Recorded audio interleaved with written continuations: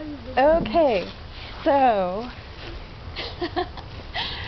okay, so you're having thermal panels put on your house today, and what's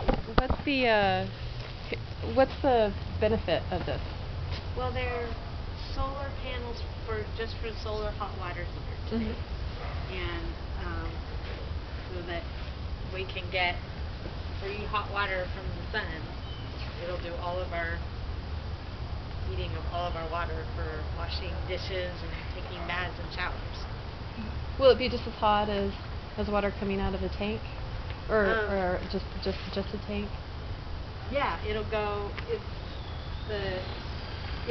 put hot water into an electric tank, which will then go into our regular gas hot water heater that will just keep it warm. So it'll just be just like it was being heated by gas, except it'll be heated by the sun instead. Okay. And what's the monetary benefit?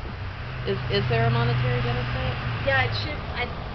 Depending on how much water we use, it should pay for itself in, I think, 5 to 7 years. But they said that the equipment should last 30 to 50 years. So after we pay for it in 5 to 7 years, it should keep paying for itself for long after that, without us having to use very much gas. Okay.